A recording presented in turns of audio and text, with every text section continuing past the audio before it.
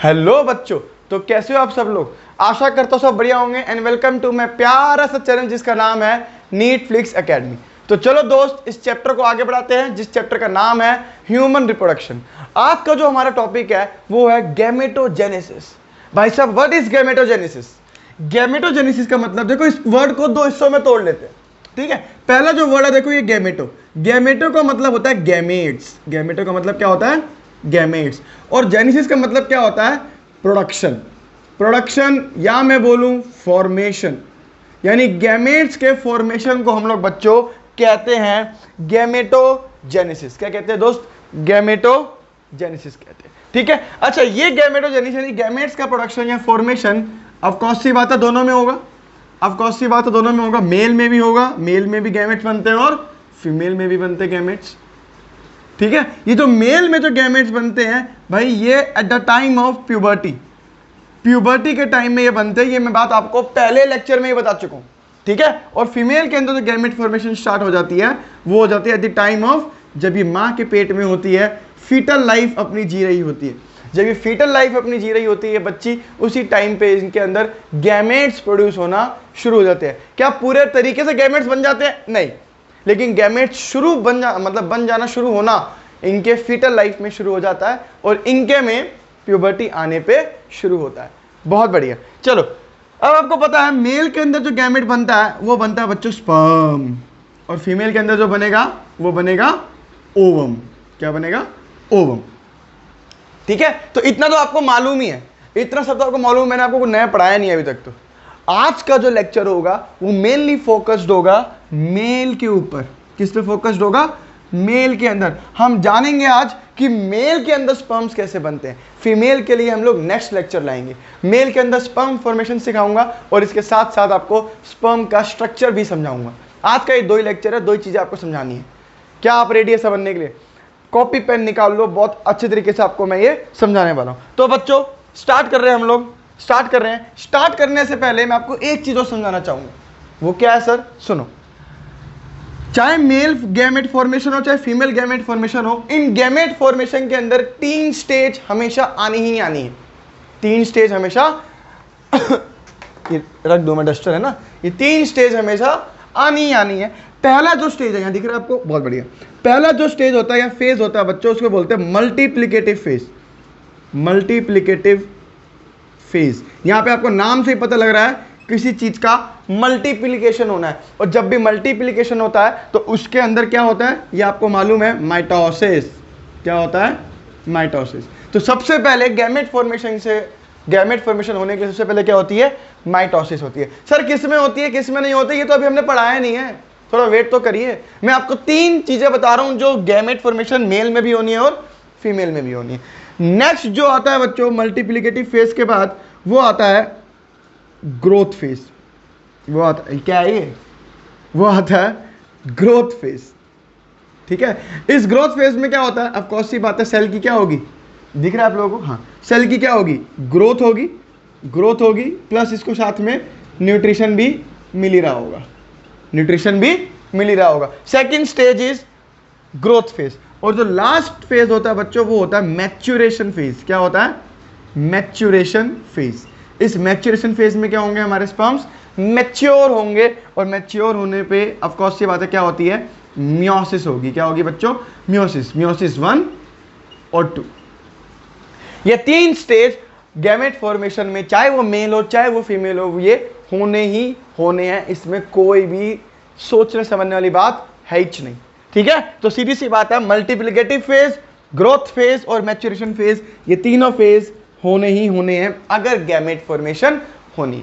तो चलिए दोस्त, ये चीज आपको बहुत इंपॉर्टेंट थी मेरे लिए बतानी, जो मैंने आपको बता दी है। नेक्स्ट जो हम स्टार्ट करने वाले हैं वो perfectly mail sperm formation start करने वाले हैं। क्या स्टार्ट करने वाले हैं? Mail sperm formation. तो हेडिंग मारो बच्चों स्पर्मेटोजेनेसिस। हेडिंग मारो स्पर्मेटोजेनेसिस। भाई ये स्पर्मेटोजेनेसिस क्या है? ये तो नाम से आपको पता लग रहा है। हा। अरे तो नाम से पता लग रहा है। नाम से क्या पता लग रहा है? स्पर्मेटोजेनेसिस। नाम तोड़ो उसको, नाम से तोड़ो। स्पर्मेटो यानी स्पर्म्स, स्पर्म्स या स्पर्म्स का आज के बाद दूसरा नाम याद रखोगे आप लोग, स्पर्मेटोजोआ। स्पर्मेटोजोआ, स्पर्म्स को ही हम लोग क्या बोलते हैं, स्पर्मेटोजोआ बोलते हैं। तो स्पर्म्स का जेनेसिस मतलब फॉर्मेशन होना या प्रोडक्शन होना, इस प्रोसेस को हम लोग क्या कहते हैं बच्चों, स्पर्मेटोजेनेसिस कहते हैं। क्या कहते हैं बाल को, स्पर्मेटोजेनेसिस कहते हैं। भाई स्पर्मेटोजेनेसिस होने के लिए भी 3 चीजें जरूर होती होंगी, है ना। वो 3 चीजें क्या है, सबसे पहला मल्टीप्लिकेटिव फेज यानी माइटोसिस, उसके बाद ग्रोथ फेज यानी ग्रोथ होगी उसके अंदर, और तीसरा होगा मैच्योरेशन फेज जिसमें मियोसिस होगी। तो भाई ये जो माइटोसिस होगी ये किसी ना किसी में तो होगी, अरे ऑफ कोर्स सी बात है, किसी ना किसी में तो होगी। तो स्पर्मेटोजेनेसिस का एक बहुत ही प्यारा सा डेफिनेशन होता है, स्पर्मेटोजेनेसिस का एक बहुत प्यारा सा डेफिनेशन होता है। आप लोगों को मैंने पढ़ाया था कि सेमिनिफेरस ट्यूब्यूल्स के अंदर मेल जर्म सेल्स होते हैं और वही आगे जाके मियोसिस करके स्पर्म्स बनाते हैं। क्या मैंने यह बात बोली थी, नहीं बोली थी? अगर आप मेरा स्टार्टिंग से लेक्चर देख रहे हैं तो इस लेक्चर को इतना, जो मैंने लाइन बोल दी, आपको इतना डरने की जरूरत थी नहीं। इस लेक्चर में मैंने पहले ही लेक्चर में अपने बोला था कि सेमिनिफेरस ट्यूब्यूल के अंदर जो मेल जर्म सेल्स होते हैं जिन्हें हम लोग स्पर्मेटोगोनिया कहते हैं, या सिंगुलर बोलूं तो स्पर्मेटोगोनियम, बहुत सारे तो स्पर्मेटोगोनिया। इन स्पर्मेटोगोनिया में कुछ मैच्योरेशन यानी मियोसिस होती है और इनसे आगे जाके बनता है स्पर्म सेल्स, या मैं बोलूं स्पर्मेटोजोआ, है ना। तो स्पर्मेटोजेनेसिस की डेफिनेशन यही है कि भैया जो हमारे जर्म सेल्स थे यानी स्पर्मेटोगोनिया स्पेलिंग एरी चेंज होना किसमें, स्पर्म्स के अंदर या फिर स्पर्मेटोजोआ, स्पर्म्स बोलूं या मैं स्पर्मेटोजोआ बोलूं, एक ही बात है। इसे हम लोग कहते हैं किस प्रोसेस से, मियोसिस के थ्रू।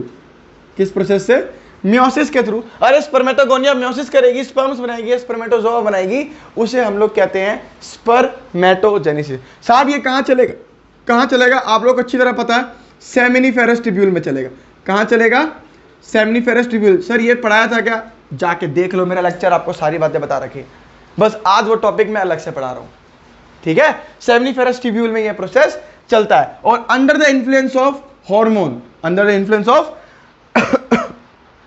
हार्मोन, कौन सा हार्मोन, ऑफ कोर्स सी बात है, टेस्टोस्टेरोन, यानी या मैं बोलूं एंड्रोजन। क्या बोलूं मैं इसको, एंड्रोजन, ठीक है भाई। अरे बोलो एंड्रोजन भी बोलना शायद नहीं अच्छा नहीं रहेगा, अभी मैं आपको हार्मोनल एक्शन पढ़ाऊंगा। तो under the influence of hormone लिख लो, सिर्फ under the influence of hormone के इन्फ्लुएंस में यह प्रोसेस चलता है, क्योंकि अभी मैं आपको हार्मोनल एक्शन बताऊंगा, ठीक है, तब आपको ज्यादा अच्छे से क्लियर होगा। अभी से लिखवा दूंगा तो बोलोगे तो ये तो रटी टाइप बातें बोल रहा है, लेकिन मैं आपको समझाने आया हूं, रटवाने नहीं आया हूं, ठीक है। तो व्हाट इज स्पर्मेटोजेनेसिस बालकों, स्पर्मेटोजेनेसिस मतलब होता है स्पर्म्स या स्पर्मेटोजोआ का फॉर्मेशन होना, ठीक है। किससे होना भाई साहब, स्पर्मेटोगोनिया मियोसिस करके जब स्पर्म्स बनाता है under the influence of hormone, है ना, उसे हम क्या बोलते हैं, स्पर्मेटोजेनेसिस बोलते हैं। बच्चों ये कहां चलती है, ऑफ कोर्स ये बात है सेमिनिफेरस ट्यूब्यूल में चलती है, और सेमिनिफेरस ट्यूब्यूल कहां होते हैं, टेस्टिस के अंदर होते हैं। इतनी बात आपको मालूम होनी चाहिए। चलिए दोस्त आगे बढ़ते हैं और हम लोग पढ़ते हैं हार्मोन कंट्रोल ड्यूरिंग स्पर्मेटोजेनेसिस। क्या पढ़ने जा रहे हैं, हार्मोन कंट्रोल ड्यूरिंग स्पर्मेटोजेनेसिस, मतलब कैसे हार्मोन कंट्रोल होता है, क्या हार्मोनल एक्शन हो रहा होता है जब स्पर्मेटोजेनेसिस होती है। देखो हार्मोन कंट्रोल, यहां लिख दूं क्या, हार्मोन कंट्रोल ड्यूरिंग स्पर्मेटोजेनेसिस। भाई साहब बहुत प्यारा लेक्चर होने वाला, सुनते रहो, बस सुनते रहो रेडियो एफएम। जैसे रेडियो एफएम सुनते रहते हैं ना, ऐसे मेरे को सुनते रहो, आज मजा आएगा, गारंटी मेरी है। चलो बच्चों क्या होता है, सबसे पहले हमारा एक प्यारा सा एक ग्लैंड है जिसे बोलते हैं हाइपोथैलेमस। आपको मालूम होना चाहिए hypothalamus is the master of the master gland, ये master of the master gland है ना। ये हाइपोथैलेमस बच्चों, ये हाइपोथैलेमस हमारे एंटीरियर पिट्यूटरी को स्टिमुलेट करता है। किसको स्टिमुलेट करता है, एंटीरियर पिट्यूटरी को स्टिमुलेट करता है और यहां से रिलीज करवाता है गोनाडोट्रोफिन रिलीजिंग हार्मोन। क्या नाम है, गोनाडोट्रोफिन, ये आपने नाम सुना होगा पहले भी, ट्रोफिन रिलीजिंग हार्मोन। अब ये जो हार्मोन है हमारा, ये क्या करता है, ये दो चीजें सीक्रेट करवाता है बच्चों, ये दो चीजें सीक्रेट करवाता है। एक सीक्रेट करवाता है यहाँ पे LH। भाई LH का मतलब क्या होता है यार, ये मत बोल देना मुझे LH नहीं पता, माँ कसम भनक हो जाएगी मेरे को कि आपको LH नहीं पता। भाई 11वीं पास करके आए हो। LH का मतलब होता है लुटेनाइजिंग हार्मोन। फुल फॉर्म नहीं लिख रहा हूं मैं आप लोगों को अभी, ठीक है, नहीं पता ढूंढ के आना। हाँ ठीक है, लुटेनाइजिंग हार्मोन। और यहां पे ये जो होता है वो होता है फॉलिकुलर स्टिमुलेटिंग हार्मोन, FSH जिसे कहा जाता है। बच्चों एक होता है लुटेनाइजिंग हार्मोन, कहां गया, एक होता है लुटेनाइजिंग हार्मोन और एक होता है फॉलिकुलर स्टिमुलेटिंग हार्मोन। ये दोनों के दोनों हार्मोन किससे निकलते हैं, GnRH से निकलते हैं। ये GnRH से जब लुटेनाइजिंग हार्मोन होता है ये काम करता है बच्चों लेडिक सेल पे। किस पे काम करता है, लेडिक सेल पे। और ये लेडिक सेल पे काम करके ये रिलीज करवाता है बच्चों क्या, टेस्टोस्टेरोन, टेस्टोस्टेरोन। और ये टेस्टोस्टेरोन हमारा आगे जाके ब्लड स्ट्रीम में जाके ये ब्लड के अंदर जाता है और सेकेंडरी सेक्सुअल कैरेक्टर एक मेल को प्रोवाइड करता है। एक मेल को क्या करता है बच्चों, प्रोवाइड करता है। क्या सिर्फ इसका काम यही है, क्या सिर्फ इसका काम यही है, टेस्टोस्टेरोन का काम यही है, नहीं और भी काम है। क्या काम है, इधर देखो, ये फॉलिकुलर स्टिमुलेटिंग हार्मोन जो है, ये फॉलिकुलर स्टिमुलेटिंग हार्मोन जो है ये हमारे सर्टोली सेल्स पे एक्ट करती है। किस पे काम करती है, सर्टोली सेल्स पे एक्ट करती है। और ये टेस्टोस्टेरोन भी इस सर्टोली सेल्स पे आके एक्ट करता है, इस सर्टोली सेल्स पे आके एक्ट करता है और करवाता है इससे बच्चों स्पर्मेटोजेनेसिस। क्या करवाता है, spermatogenesis. This is the function of, मतलब this is the hormone control. ये हार्मोन ऐसे कंट्रोल हो रहा है। फिर से सुन लो, हाइपोथैलेमस हमारा आपको दिख रहा है, ये हाइपोथैलेमस सिक्रीट करता है गोनाडोट्रोपिन रिलीजिंग हार्मोन। ये GnRH दो चीज सिक्रीट करता है, FSH और LH। LH इज लुटेनाइजिंग हार्मोन, ये L से लुटेनाइजिंग और L से लेडिक सेल। ये लेडिक सेल पे काम करता है और ये क्या रिलीज करवाता है, टेस्टोस्टेरोन रिलीज करवाता है। और ये टेस्टोस्टेरोन आगे जाके ब्लड में जाके सेकेंडरी सेक्सुअल कैरेक्टर हमारी बॉडी में लाता है। सेकेंडरी सेक्सुअल कैरेक्टर मतलब ये जो दाढ़ी आना, ये हेयरी स्ट्रक्चर आना, ये मसल बिल्ड होना, ये सब काम किसके हैं, टेस्टोस्टेरोन के अंदर काम हो, टेस्टोस्टेरोन काम करवाता है। अब ये टेस्टोस्टेरोन क्या करता है, ये टेस्टोस्टेरोन जाके, अच्छा इसके पहले मैं आपको बताऊं, FSH क्या है, सर्टोली सेल्स पे एक्ट करता है। सिर्फ इसके एक्ट करने से कुछ नहीं, हमारा ये जो टेस्टोस्टेरोन है ये भी इस पे आके एक्ट करता है और बच्चों करवाता है स्पर्मेटोजेनेसिस। क्या करवाता है, स्पर्मेटोजेनेसिस। इसके अलावा मान लो हमारी बॉडी के अंदर टेस्टोस्टेरोन का एक, देखो सुनो, हर एक चीज का बॉडी के अंदर एक लेवल होता है, सेम चीज टेस्टोस्टेरोन का भी एक लेवल होता है। अगर ये टेस्टोस्टेरोन का लेवल हमारी बॉडी में जो नॉर्मल रेंज है उससे ज्यादा बढ़ जाए, समझ रहे हो, अगर हमारी बॉडी में जो टेस्टोस्टेरोन लेवल है वो जितनी मात्रा में हमारा होना चाहिए उतनी मात्रा में ना होके ज्यादा हो जाए, तो ये हमारा जो टेस्टोस्टेरोन है, ये टेस्टोस्टेरोन इसको भेजता है बच्चों नेगेटिव फीडबैक। नेगेटिव फीडबैक मतलब अगर ये ज्यादा होगा तो ये रिलीज नहीं होगा। और ऑफ कोर्स सी बात है, अगर ये ज्यादा है और ये रिलीज नहीं हो रहा तो ऑफ कोर्स सी बात है ये भी रिलीज नहीं हो रहा होगा। अगर टेस्टोस्टेरोन की मात्रा ज्यादा है बॉडी के अंदर तो ये नेगेटिव फीडबैक भेजता है। और नेगेटिव फीडबैक का मतलब आपको मालूम है, मतलब अगर ये ज्यादा है तो ये ऑफ कोर्स सी बात है इसको रोक देगा। रीजन है इसका रोकने का दोस्त, क्योंकि टेस्टोस्टेरोन तभी बनेगा जब ये रिलीज होंगे, ऐसा कुछ काम चलेगा। लेकिन अगर बॉडी में टेस्टोस्टेरोन पहले से ही ज्यादा है तो टेस्टोस्टेरोन इनको रुकवा देगा ताकि बॉडी के अंदर एक नॉर्मल रेंज बनी रहे, फालतू का काम ना चले, ठीक है, या बेफालतू में टेस्टोस्टेरोन और आगे ना बनता चले। जितनी जरूरत है उतना ही चाहिए भैया, बॉडी को जितनी जरूरत है उतना चाहिए। अगर उससे कम हो जाए तो डेफिशिएंसी हो जाती है, और अगर उस मात्रा से ज्यादा हो जाए तो उसे हम लोग टॉक्सिसिटी कह देते हैं, है ना। तो ये दो वर्ड्स हैं, इसलिए हमेशा नॉर्मल रेंज में रहना चाहिए, है ना, नहीं तो कम हो गया डेफिशिएंसी, ज्यादा हो गया टॉक्सिसिटी, दोनों ही बेकार चीज है, दोनों ही क्या है बालको, बेकार चीज है। चलो मिटा दूं इसको, मिटा दूं, क्योंकि मिटाने के बाद मैं आपको जो पढ़ाने जा रहा हूं वो है स्पर्मेटोजेनेसिस। ये क्या पढ़ा रहे थे फिर, ये भी स्पर्मेटोजेनेसिस है, बट एक्चुअली मैं जो स्पर्मेटोजेनेसिस पढ़ाने जा रहा हूं वो अब स्टार्ट हो रही है। चलिए 3 2 1 मिटा रहा हूं, स्टार्ट कर रहा हूं। ये देखिए स्पर्मेटोजेनेसिस, है ना, स्पर्मेटो, बच्चों बहुत इजी है स्पर्मेटोजेनेसिस। देखो मेल जर्म सेल की बात करूं या मैं बात करूं हमारे किसकी, अगर सबसे पहले मैं स्टार्ट करता हूं इसको तो मैं बोलता हूं एक ऐसा जर्म सेल जो आगे जाके स्पर्म बनाने वाला है ना, एक ऐसा जर्म सेल जिसे मैं बोलता हूं प्राइमरी जर्म सेल। एक सेल होगा हमारे पास जिसे मैं बोलता हूं primary germ cell, primary germ cell. Of course सी बात है दोस्त, उसके अंदर 46 क्रोमोसोम होने वाले, 46 में से 44 ऑटोसोम्स होंगे और बाकी सेक्स क्रोमोसोम होंगे। ये तो मालूम है आप लोगों को कि ऑटोसोम्स और सेक्स क्रोमोसोम्स क्या होते हैं? हाँ, नहीं मालूम है ना। तो सेक्स क्रोमोसोम्स वो क्रोमोसोम्स होते हैं बच्चों, यानी जैसे XY है ना, XY क्या है हमारे सेक्स क्रोमोसोम्स है। तो 44 तो कुल मिला के आपको पता है 46 क्रोमोसोम्स होते हैं। 46 में से 44 बोलूं तो वो होते हैं बच्चों ऑटोसोम्स। क्या होते हैं? ऑटोसोम्स। और जो बाकी बचते हैं दो, वो क्या होते हैं? Sex chromosomes. क्या बोलते हैं? सेक्स क्रोमोसोम, या इनका दूसरा नाम भी होता है जिसे हम लोग बोलते हैं एलोसोम। ये कहाँ पढ़ाऊंगा मैं? ये कब पढ़ाऊंगा मैं? ये पढ़ाऊंगा आप लोगों को जब आप मेरे साथ जेनेटिक्स पढ़ेंगे। जेनेटिक्स में तो आपको मजा ला दूंगा, ये मेरी गारंटी। ठीक है, चलो। तो प्राइमरी जर्म सेल है, ऑफ कोर्स सी बात है, इसके अंदर 46 क्रोमोसोम होंगे। मेल की बात कर रहा हूं तो मेल में 44 ऑटोसोम्स तो होंगे ही होंगे, प्लस में एक एक्स क्रोमोसोम होगा और एक वाई क्रोमोसोम होगा। अरे बोलो, this is called primary germ cell. ये प्राइमरी जर्म सेल्स क्या होगा बच्चों? देखो, सबसे पहले मैंने आपको बताया था तीन स्टेजें होती हैं। 3 स्टेजें होती हैं। सबसे पहली स्टेज जो होगी वो क्या होगी? Multiplicative stage. क्या होगी? मल्टीप्लिकेटिव। ये मल्टीप्लिकेशन करेंगे यानी माइटोसिस करेंगे। माइटोसिस करने के बाद 1 का 2, 2 का 4 चलता रहेगा। तो ये 1 था, ये 1 कन्वर्ट होकर कितने में हो जाएंगे? 2 में। 44 प्लस एक्स प्लस वाई। और यहाँ पे भी एक और हो गया 44 प्लस एक्स प्लस वाई। अब ये जो माइटोसिस हुई है ना, इस स्टेज को हम लोग क्या बोलते हैं बच्चों? Multiplicative phase.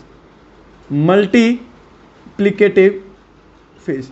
इस टाइम पे जो मल्टीप्लिकेशन हुई है, एक सेल से ये बहुत सारे सेल्स जो बन रहे हैं, इन सेलों को अब मैं कहूंगा स्पर्मेटोगोनिया। स्पर्मेटोगोनिया। अरे न्याय मेरी बात समझ में। इस प्रोसेस को हम लोग बोलते हैं बालकों स्पर्मेटोगोनिया, है ना। अब इनमें से कुछ स्पर्मेटोगोनिया, मैं फिर बोल रहा हूं सारे नहीं, है ना, कुछ स्पर्मेटो, एनसीईआरटी बोलती है, मैं कुछ एक्स्ट्रा नहीं बोलता हूं। इनमें से कुछ स्पर्मेटोगोनिया से मान लो ये 2 है, 2 में से मैं 1 ले रहा हूं। अब ये जो है ये हमारा करेगा ग्रोथ, इसका सेल का साइज थोड़ा इंक्रीज करेगा, है ना। तो ये जो बनेगा, अगला जो स्टेज होगा हमारा, अगला स्टेज इज ग्रोथ फेज। ये ग्रोथ फेज है, ठीक है। इसका सेल का साइज थोड़ा इंक्रीज करेगा और ये ऑफ कोर्स सी बात है ग्रोथ फेज है भले ही। तो 44 प्लस एक्स प्लस वाई, ये तो नॉर्मल सेम चीज रहेगी। लेकिन जब ये ग्रोथ कर लेगा, इस ग्रोथ के बाद हम लोग इसको कहते हैं बच्चों प्राइमरी स्पर्मेटोसाइट। क्या कहते हैं? Primary spermatocyte. साहब इसको भी यही बोल रहे थे और इसको भी यही, ये भी 44 प्लस एक्स प्लस वाई, ये भी 44 प्लस एक्स प्लस वाई है। तो इसका नाम स्पर्मेटोगोनी और इसका नाम स्पर्मेटोसाइट क्यों? इतना जुल्म क्यों? इसका जुल्म ये है भाई, इसका साइज थोड़ा छोटा रहता है और इसका साइज थोड़ा बड़ा रहता है, इसलिए इसको प्राइमरी स्पर्मेटोसाइट कहा जाता है। अब क्या होता है, मैंने आपको बताया था मल्टीप्लिकेटिव फेज खत्म हो गया, ग्रोथ फेज खत्म हो गया। जो तीसरा फेज आता है वो कौन सा होता है?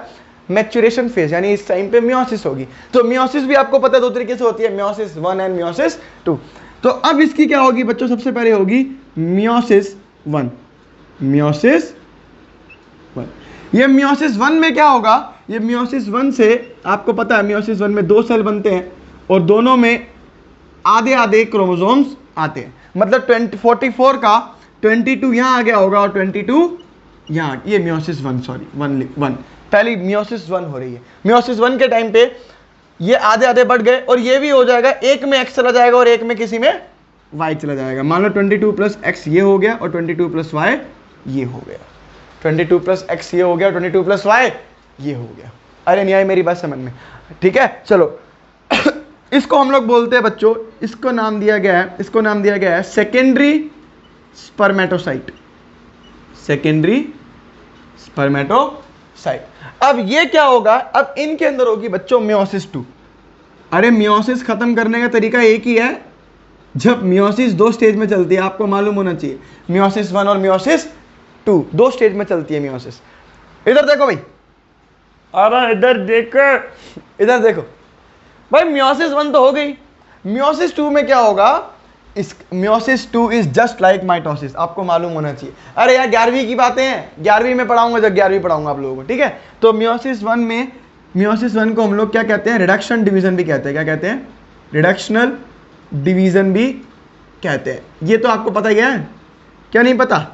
चलो, मियोसिस 2 जस्ट लाइक माइटोसिस की तरह होती है। इसमें क्या होगा, इस सेल के भी 2 बन जाएंगे और इसके भी 2 बन जाएंगे, सेम बनेंगे। देखो 22 प्लस एक्स, 22 प्लस एक्स, 2 ये बन गए और ये हो गए 22 प्लस वाई, 22 प्लस वाई, ये 4 सेल बन गए।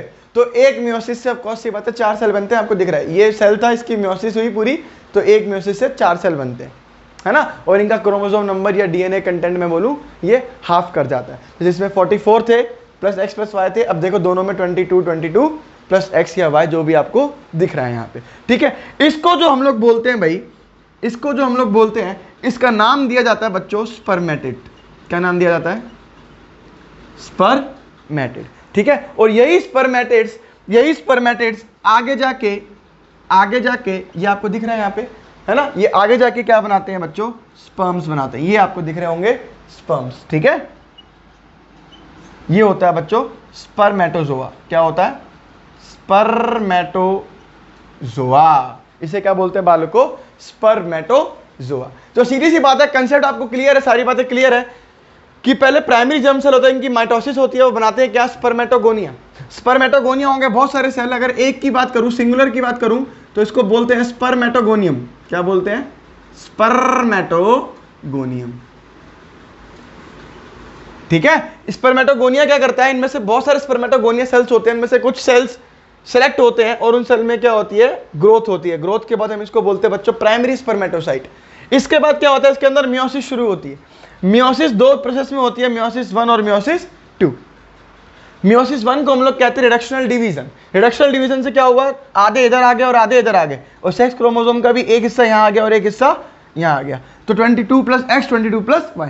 मियोसिस 2 हुई, है ना। मियोसिस 2 क्या होती है, सेम लाइक माइटोसिस की तरह होती है। तो इस सेल के 2 सेल यहाँ बन गए और इस सेल के 2 सेल यहाँ बन गए, जिसे हम लोग क्या बोलते हैं, स्पर्मेटिड बोलते हैं। और ये स्पर्मेटिड आगे जाके क्या बनाएंगे, ये बनाएंगे आगे जाके स्पर्म, जिसे हम क्या बोलते हैं, स्पर्मेटोजोआ। और ये स्पर्मेटोजोआ जो है हमारे, ये सटोली सेल्स, अपना जो हेड होगा, इनका हेड पार्ट होगा, वो सटोली सेल्स के अंदर दबा लेंगे, एम्बेडेड इन सटोली सेल्स, और वहां से ये न्यूट्रिशन लेंगे।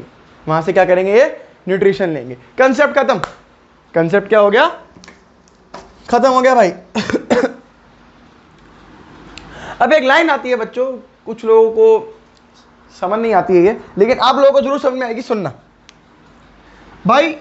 स्पर्मेटिड और स्पर्मेटोजोआ में फर्क देखो। जब इस पूरे यहां से लेके स्पर्मेटोगोनिया से लेके पूरा का पूरा स्पर्मेटोजोआ बनने तक, पूरा का पूरा स्पर्मेटोजोआ बनने तक हम लोग इसको कहते हैं कि ये क्या है, स्पर्मेटोजेनेसिस। क्या है, स्पर्मेटोजेनेसिस,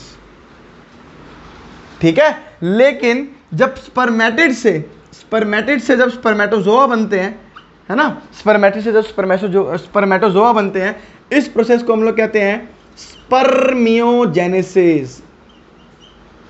स्पर्मियोजेनेसिस आपको दिख रहा है लिखा हुआ, नहीं दिख रहा क्या है, ये लिखा बच्चों स्पर्मियोजेनेसिस, ठीक है। यहां लिख देता हूं, ये देखो, जब हमारा स्पर्मेटिड ये आपको दिख रहा नहीं, ये रहा, जब स्पर्मेटिड कन्वर्ट होता है किस में, ये वाला हिस्सा, जब ये स्पर्मेटिड है और ये क्या है, स्पर्मेटोजोआ, जब ये इसमें कन्वर्ट होता है, इसे हम लोग क्या बोलते हैं,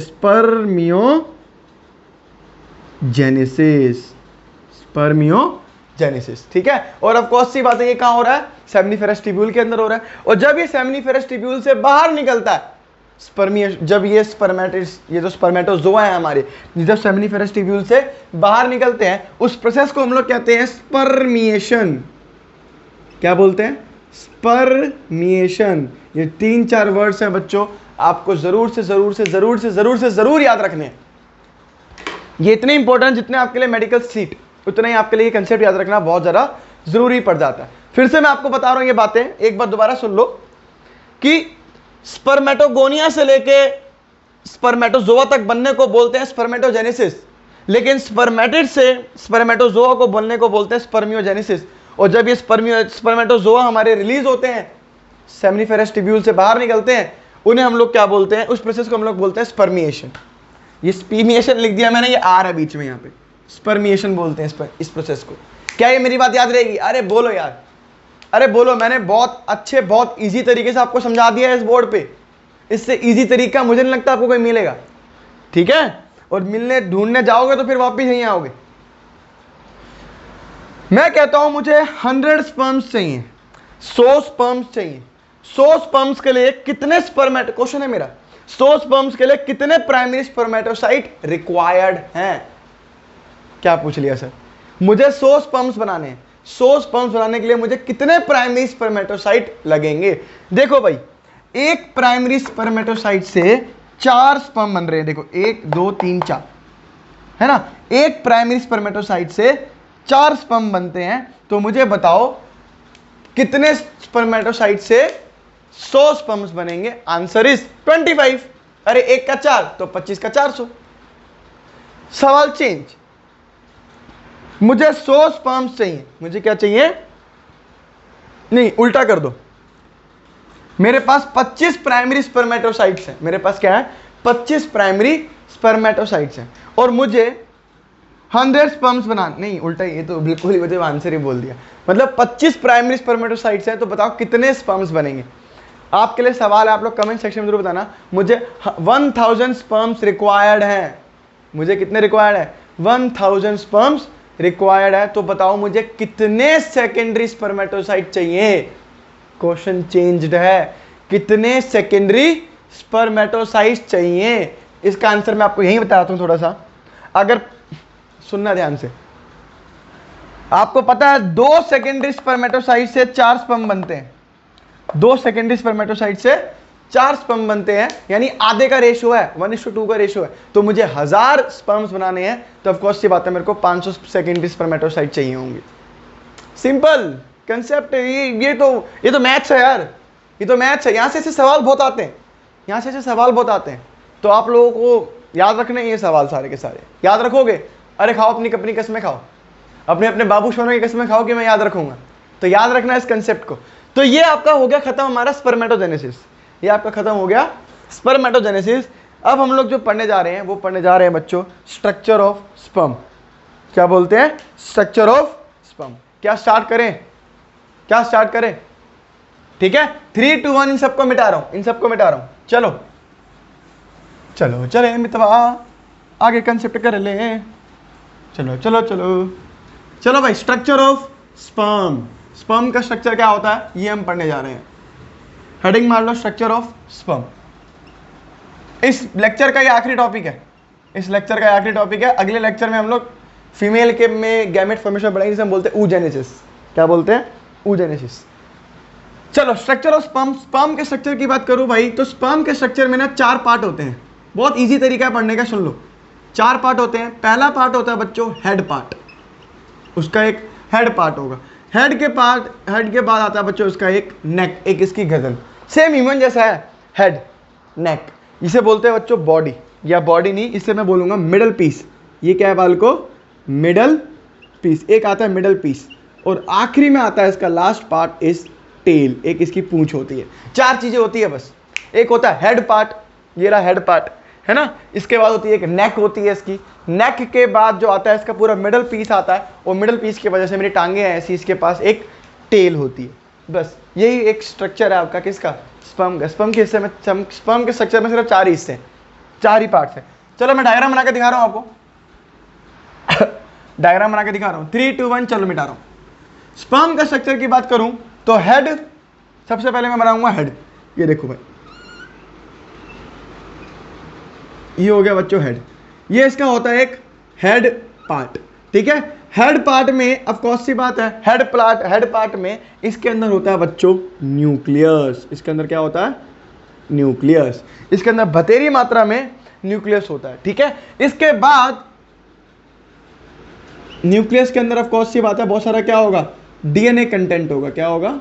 डीएनए कंटेंट, या क्रोमैटिन मटेरियल बोलूं मैं, क्रोमैटिन मटेरियल, ठीक है। तो न्यूक्लियस होगा, इसके अंदर क्या होगा? बहुत सारा बतेरा क्रोमैटिन मटेरियल होगा। अच्छा एक बात मैं आपको बताना भूल गया, याद है आपको? इसको मैं यहीं पे छोड़ रहा हूं अभी मैंने आपको बताया 22, देखो 4 मेरे पास सेल बने, 22 + x, 22 + x, 22 + y और 22 + y। मेरे पास ये 4 सेल बने थे अभी, याद है ना। तो ये 4 सेल में से ये देखो, एक स्पर्म ये बनाएगा, एक स्पर्म ये बनाएगा, एक स्पर्म ये बनाएगा, और एक स्पर्म वो बनाएगा। है ना। ये ऐसा स्पर्म होगा जिसपे एक्स क्रोमोसोम होंगे, ऐसा क्रोमोसोम होगा जिसपे एक्स क्रोमोसोम होंगे, ये ऐसा स्पर्म होगा जिसपे वाई होगा, और ये ऐसा होगा जिसपे वाई होगा। फीमेल के पास सिर्फ एक ही तरीके का सेक्स क्रोमोसोम होता है जिसे बोलते हैं एक्स। फीमेल के पास हमेशा एक्स ही रहेगा, उसके पास कभी वाई नहीं होता। तो फीमेल का जो भी एग आएगा, ये जो भी एग आएगा वो हमेशा क्या होगा, एक्स ही रहेगा। अभी क्या हुआ, मेल का एक्स इस फीमेल से एक्स से मिला, तो यानी कि ये एक्स एक्स हो गए, और ये एक्स एक्स को हम लोग बोलते हैं बच्चों फीमेल पैदा हुई।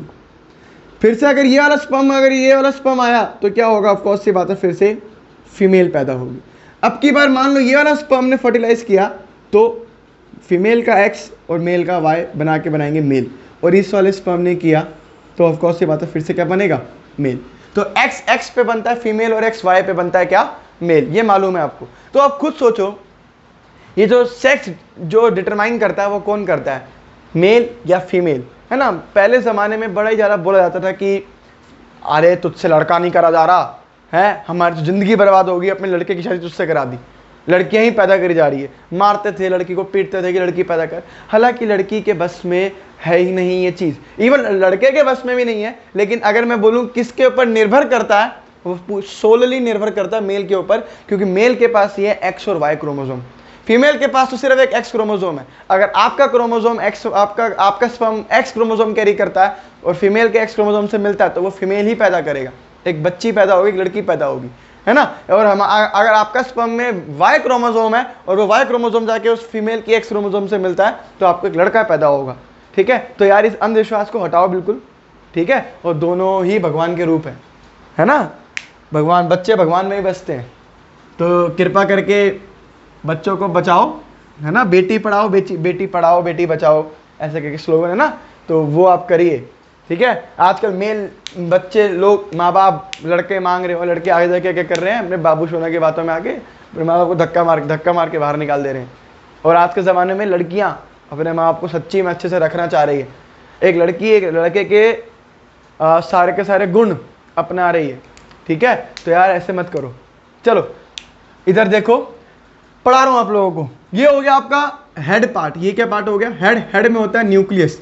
इसके अलावा न्यूक्लियस के अलावा इसके टॉप पे इसके यहाँ पे होता है बच्चों एक्रोसोम। क्या होता है, एक्रोसोम। ये एक्रोसोम में बच्चों बहुत सारे एंजाइम्स होते हैं, है ना, जो कि क्या करवाते हैं, फर्टिलाइजेशन में हेल्प करवाते हैं। और उनमें से एक एक जो एंजाइम इंपॉर्टेंट है उसका नाम क्या है, स्पर्म लाइसिन। बहुत इंपॉर्टेंट नाम है ये, ठीक है। होता क्या है, ये होता है बच्चों एक्रोसोम। ये क्या होता है, एक्रोसोम। होता क्या है, जब ये स्पर्म, मान लो ये एक स्पर्म है ना, और ये इसका ये वाला पार्ट क्या है, ये एक्रोसोम पार्ट है। ये हेड पे जो आगे वाला पार्ट है इसे क्या बोलते हैं, एक्रोसोम होता है। और ये हमारा एग, ये हमारा क्या है, एग। ये स्पर्म आया और इस एग को कह रहा है कि खुल, मेरे को अंदर जाने दे, मैं अपने जैसे अंदर जाऊंगा, अपना क्रोमैटिन मटेरियल अंदर छोड़ दूंगा, ठीक है, जिसकी वजह से फर्टिलाइजेशन होगी। अभी क्या है, ये एग है, ये स्पर्म है, ये ऐसे कर रहा है, इसका एक्रोसोम इसको तोड़ने की कोशिश कर रहा है। इस पर कुछ एंजाइम्स होते हैं एक्रोसोम के ऊपर, हम आगे जाके और अच्छे से पढ़ेंगे, लेकिन अभी सिर्फ इतना समझते मैं समझाना चाह रहा हूँ। ये क्या करेंगे, इसको तोड़ने की कोशिश करेंगे, और इस रिएक्शन को बोलते हैं बच्चों एक्रोसोमल रिएक्शन। मतलब एक्रोसोम इस पे काम कर रहा है, इसको तोड़ने की कोशिश कर रहा है, इसको बोलते हैं एक्रोसोमल रिएक्शन। तो एक्रोसोम में कुछ एंजाइम्स होते हैं जिसे बोलते हैं स्पर्म लाइसिन। एक्रोसोम बना किससे बच्चों, एक्रोसोम डिराइव हुआ है गोल्जी बॉडी से। ये सवाल आ रखा है, acrosome is derive from Golgi bodies. Acrosome is derive from Golgi bodies. 1 lakh रुपए का सवाल है, रट लो इसको, ठीक है। अच्छा, इसके अलावा ये होता है बच्चों इसका एक छोटा सा पार्ट जिसे हम बोलते हैं, एक छोटी सी पार्ट होती है जिसे बोलते हैं नेक पार्ट। ये इसका नेक पार्ट है, ठीक है। ये हो गया आपका इसका नेक पार्ट के बाद सुनते रहो भैया, नेक पार्ट के बाद एक होता है इस पे बच्चे से बोलते हैं मिडल पीस। इस हिस्से का नाम क्या है, मिडल पीस। इस मिडल पीस में क्या है दोस्त, इस मिडल पीस में भरा होता है बहुत सारा स्पाइरली अरेंज्ड, यहां लिख रहा हूं मैं स्पाइरली अरेंज्ड माइटोकॉन्ड्रिया, है ना, स्पाइरली अरेंज्ड माइटोकॉन्ड्रिया, इसके अंदर माइटोकॉन्ड्रिया होता है। मिडल पीस के अंदर क्या होता है बच्चों, एम से मिडल पीस और एम से अंदर, एम से माइटोकॉन्ड्रिया। इसके मिडल पीस पे माइटोकॉन्ड्रिया होता है जो स्पर्म को एनर्जी देता है ताकि ये स्पर्म आगे जाके मूव कर सके। और ये मूव किससे करेगा, अपनी टेल से मूव करेगा। अरे स्पर्म को मूव करने के लिए एनर्जी तो चाहिए ना, वो एनर्जी कौन देगा इसको, माइटोकॉन्ड्रिया एनर्जी देगा, जो कि स्पाइरली अरेंज्ड होता है। ठीक है, इसके अलावा इसका जो लास्ट पार्ट है बच्चों वो आता है इसका, ये रहा वो लास्ट पार्ट है इसका, एक सबसे लंबा पार्ट होता है जिसे हम लोग बोलते हैं टेल। ये पार्ट है बच्चों टेल। टेल के अंदर होती है एक फिलामेंट। टेल के अंदर होती है एक फिलामेंट, जो मैं यहाँ पे आपको बना के दिखा रहा हूँ। ये देखिए, टेल के अंदर होती है एक फिलामेंट, जिस फिलामेंट का नाम होता है एक्सियल फिलामेंट। इस टेल का नाम क्या, इसके अंदर नाम क्या होता है, एक्सियल फिलामेंट। भाई ये एक्सियल फिलामेंट सिर्फ टेल में होती है क्या, बिल्कुल रॉन्ग। सवाल यही है आपके नीट का एक। एक्सियल फिलामेंट शुरू हो जाती है आपकी कहां से, मिडल पीस से। मिडल पीस से शुरू होती है और कहां खत्म होती है, at the end of the tail पे आके खत्म होती है। कौन हमारी, एक्सियल फिलामेंट। ये आपका नीट का सवाल है कि where axial filament is present in sperm. Answer क्या था, टेल, फलान ढिमकान, जो भी इसके सारे ऑप्शन हैं, हेड, नेक, मिडल पीस या टेल, है ना। तो आंसर क्या गया था, मिडल पीस प्लस टेल। तो मिडल पीस में भी और टेल में भी, मिडल पीस से स्टार्ट होती है एक्सियल फिलामेंट और जाके कहां रुकती है, टेल के एंड पे रुकती है। अब और चीज बताऊं आप लोगों को मैं इसके अंदर, इसकी ये स्पर्म क्या है, एक स्पर्म पूरा का पूरा एक स्पर्म सेल होता है। एक स्पर्म क्या होता है, सेल होता है ना। तो इस सेल के ऊपर हमेशा कवरिंग किसकी होती है, प्लाज्मा मेम्ब्रेन की। तो ये पूरा का पूरा स्पर्म बच्चों ढका होता है किससे, प्लाज्मा मेम्ब्रेन से ढका होता है। ये पूरा का पूरा स्पर्म किससे ढका होता है, कवर किससे होता है, प्लाज्मा मेम्ब्रेन से। ये पूरा का पूरा स्पर्म कवर रहता है। इसके अलावा और मैं आपको बताऊं, इसके नेक पार्ट में बच्चों मिलता है मेरे को सेंट्रियोल। इसके नेक पार्ट में मेरे को मिलता है क्या, सेंट्रियोल। ये सेंट्रियोल दो तरीके के होते हैं। ये सेंट्रियोल दो तरीके के होते हैं। पहला होता है प्रॉक्सिमल सेंट्रियोल, प्रॉक्सिमल सेंट्रियोल, और दूसरा होता है बालकों डिस्टल सेंट्रियोल, डिस्टल सेंट्रियोल। एक होता है प्रॉक्सिमल सेंट्रियोल और एक होता है डिस्टल सेंट्रियोल। भाई नाम से पता लग रहा है, प्रॉक्सिमल मतलब कहीं ना कहीं किसी न किसी के पास होगा, और डिस्टल मतलब कहीं ना कहीं किसी न किसी से दूर होगा, है ना। तो ये जानने की कोशिश करते हैं। इससे पहले समझ लो ये प्लाज्मा मेम्ब्रेन है। ये क्या है बच्चों, ये सबसे ऊपर वाली क्या है इसकी, प्लाज्मा मेम्ब्रेन है। ये पूरे प्लाज्मा मेम्ब्रेन सबको कवर कर रही है, पूरे हिस्से को कवर कर रही है। ठीक है, इधर देखो भाई, नेक पार्ट में यहां आपको देखिए सेंट्रियोल। एक सेंट्रियोल जो होता है, ये देखो एक सेंट्रियोल होता है न्यूक्लियस के बहुत ज्यादा पास, न्यूक्लियस के पास लेकिन प्लाज्मा मेम्ब्रेन से दूर, न्यूक्लियस के पास लेकिन प्लाज्मा मेम्ब्रेन से दूर, ऐसो को बोलते हैं प्रॉक्सिमल सेंट्रियोल। पीसी लिख रहा हूं। और एक होता है बच्चों, देखो ये रहा सेंट्रियोल। ये सेंट्रियोल देखो प्लाज्मा मेम्ब्रेन से पास है लेकिन न्यूक्लियस से दूर है, ऐसो को हम लोग बोलते हैं डिस्टल सेंट्रियोल। ऐसो को हम लोग क्या बोलते हैं, डिस्टल सेंट्रियोल। क्या मेरी बात समझ में आई कि क्यों इसको प्रॉक्सिमल और क्यों इसको डिस्टल कहा जा रहा है, कि क्यों इसको प्रॉक्सिमल डिस्टल कहा जा रहा है, क्योंकि प्रॉक्सिमल वाला न्यूक्लियस के पास है लेकिन इस प्लाज्मा मेम्ब्रेन से दूर है, और ये डिस्टल वाला प्लाज्मा मेम्ब्रेन के भले ही पास है लेकिन इस न्यूक्लियस से दूर है। प्रॉक्सिमल सेंट्रियोल जो है बच्चों वो करवाता है क्लीवेज। क्या करवाता है, क्लीवेज। साहब ये क्लीवेज क्या है, वेट करो, इस क्लीवेज के बारे में बहुत चीज समझाऊंगा जब आगे पढ़ाऊंगा। बस इतना याद रख लो अभी कि प्रॉक्सिमल सेंट्रियोल करवाता है क्लीवेज, और डिस्टल सेंट्रियोल करवाता है स्पिंडल फाइबर फॉर्मेशन। ये स्पिंडल फाइबर फॉर्मेशन में हेल्प करता है। यहां लिख दे रहा हूं, थोड़ा सा गुच्चम गुच्ची हो गया, आप लोगों को समझ में आ रहा होगा।